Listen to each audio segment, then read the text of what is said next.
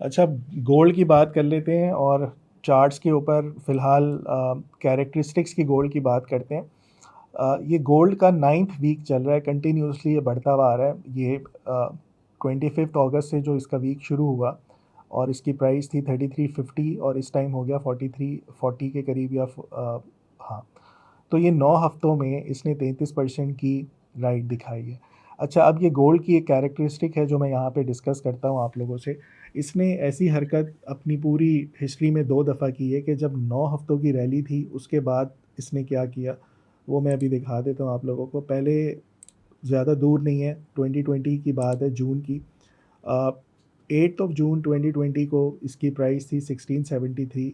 9 consecutive हफ्तों तक ये रैली करता रहा जैसे अभी हो रहा है।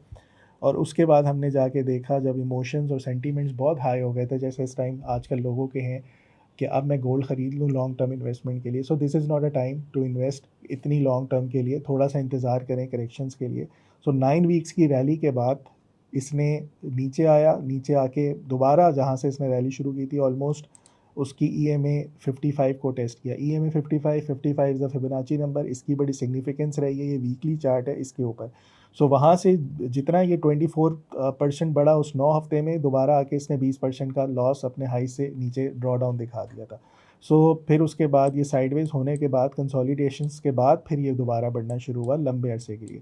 इसी तरह की एक और हिस्ट्री थी 2006 के मार्च में हुआ था इस तरह से अगेन।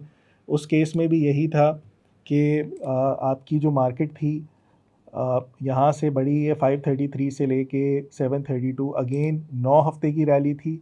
9 हफ्ते से ज़्यादा आज तक गोल्ड बुलिश नहीं रहा, एक ही वन गो में कंटिन्यूस 9 हफ्ते की रैली थी और 36% की इसकी भी राइट थी। और इस केस में भी क्या हुआ कि दोबारा वहाँ से ड्रॉप हुआ। ड्रॉप होने के बाद EMA 55 की एक्सपोनेंशियल मूविंग एवरेज जो वीकली है उसको आके टेस्ट किया। सो कभी भी स्ट्रेट लाइन में कोई चीज़ ऊपर नहीं जाती।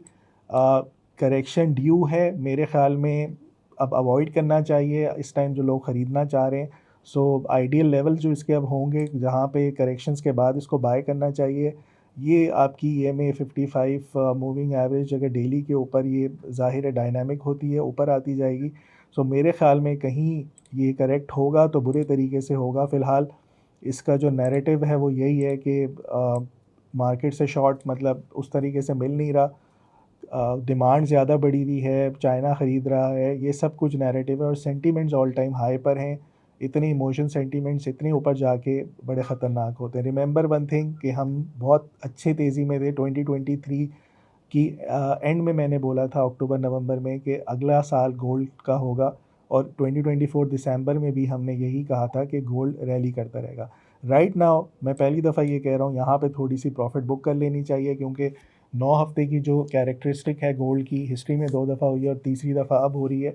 सो अब मुझे लग रहा है कि अनकरीब एक शॉर्ट टर्म करेक्शन ड्यू है जो कम अज़ कम भी आपकी 3950 को या फिर 3750 को आके टेस्ट कर सकती है। सो मेरे ख़्याल में अगर किसी को लॉन्ग टर्म इन्वेस्टमेंट करनी भी है तो उन लेवल्स पे जब आए करेक्ट हो तो फिर बाय करें। सीधी सीधा कोई भी दुनिया की एसेट क्लास नहीं बढ़ती। 33% के रिटर्न्स गोल्ड के बहुत हैं इस 9 हफ्ते के अंदर और इस साल में तो इससे ज़्यादा हैं। सो मेरे ख़्याल में अभी थोड़ा सी पेशेंस और अवॉइड करना चाहिए। जैसे अभी डॉलर इंडेक्स हमें थोड़ा बेहतर होता हुआ नज़र आ रहा है। सो अगर डॉलर स्ट्रांग हो रहा है तो हो सकता है फिर गोल्ड आपका थोड़ी सी करेक्शंस के लिए नीचे आ जाए। हमारे गोल्ड की आपके पास अभी कोई रीसेंट टाइम का डेटा या सीजनल्स या फंडामेंटल्स कुछ हैं इसके?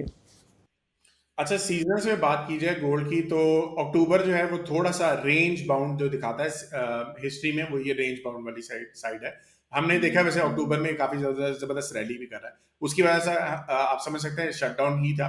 लेकिन ओवरऑल अभी जब तक हमारा अमेरिका का डाटा रिलीज नहीं होता तो मैं गोल्ड का फंडामेंटली कुछ आप लोगों को इस तरह से रिकमेंड नहीं कर सकता। जो अभी तक मुझे हमें हम देख रहे हैं वो सीपीआई ज्यादातर ऊपर थी इसकी अमेरिका की। अगर तो आपका सीपीआई का डाटा, इन्फ्लेशन का डाटा गिर जाता है तो इसका मतलब है फिर आप गोल्ड को भी थोड़ा बहुत यहाँ पे नीचे जाते हुए देखेंगे, ठीक है। दूसरी जगह अगर आपका एम्प्लॉयमेंट के नंबर्स बढ़ना शुरू हो जाते हैं, जैसे डॉलर का एम्प्लॉयमेंट के नंबर्स बेहतर होंगे तो उसकी बेस के ऊपर आपको डॉलर ऊपर जाता हुआ नजर आएगा। फिर हो सकता है कि गोल्ड के जो कनेक्शन, अभी मैं दो तीन चीजों का इकट्ठा करके बता रहा हूँ, इन्फ्लेशन एंड एम्प्लॉयमेंट। तो अगर ये थोड़े से इन्फ्लेशन नीचे आना और एम्प्लॉयमेंट थोड़ा सा ऊपर जाना, उसकी वजह से शायद गोल्ड आपको थोड़ा सा ट्रेस करता हुआ नजर आए। सरमाया.in जहां हर फैसला बने सरमाया।